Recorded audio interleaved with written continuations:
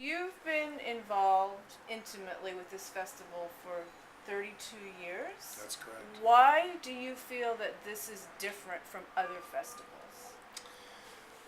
Well, I think we have a true kind of sense of who we are and what the needs are. I think it's fairly realistic. And then we had a couple of areas, myself and Rita Cahill, who's a past executive director as well and member of the founding board, about having a true celebration of the art of film.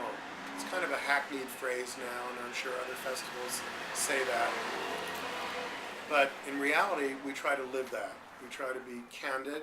We try to help independent filmmakers, who are our primary audience, as best we can in terms of navigating this constantly changing industry. And our other primary audience, of course, are the patrons who come and see us.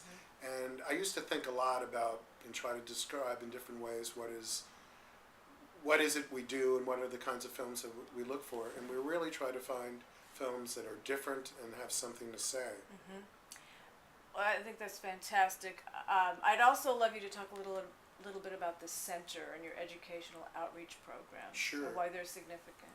And I think another thing that really distinguishes the Vallley Film Festival, besides it being a celebration of film and a non-competitive atmosphere where filmmakers really can interact with themselves and the audience in a casual manner, is that we're part of the California Film Institute. And in fact, this is the 10th anniversary of the Christopher B. Smith Raffel Film Center, which we commonly refer to as the Raffel. And it is a beautiful three-screen nonprofit film center that shows the best in independent films and literally has had 2,500 amazing guests over the last 10 years. That's fantastic.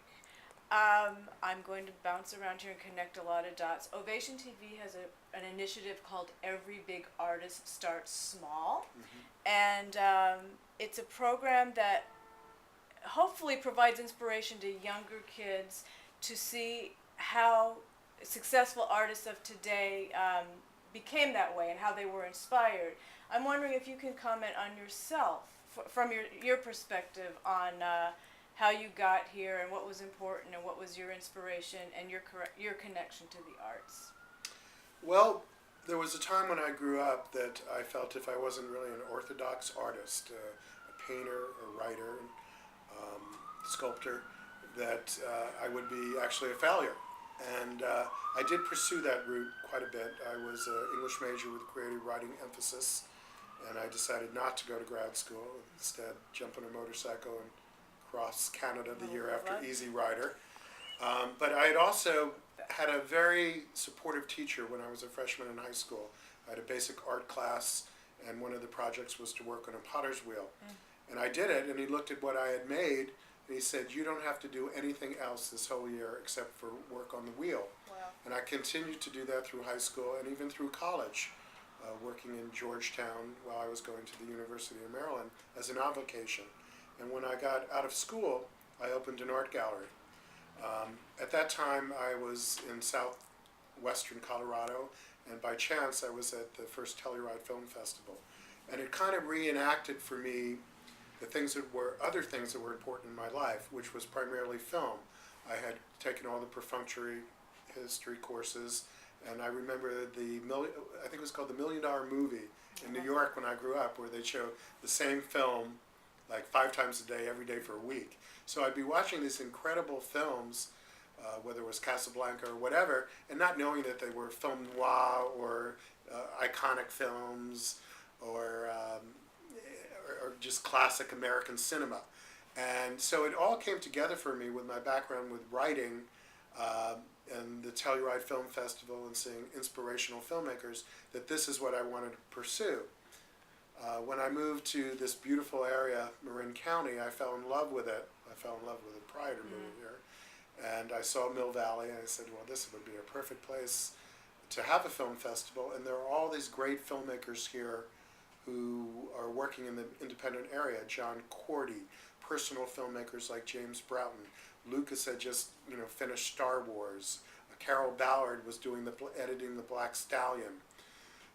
So it just kind of bubbled up for me that this was something I wanted to do. Did I think I would be doing it for 32 years? Not necessarily. I don't think I thought that far in advance at 28 years old. Yeah, yeah, it's a wonderful story. It's a wonderful story. One last question. Sure. You have you're making a little name for yourself with your poster, the festival poster. Can you tell us a little bit about the artist's background and how that's evolved? Sure, I'm glad you mentioned that. The artist is John Casado, and I first met him 30 years ago, and he was one of the top graphic designers in Northern California.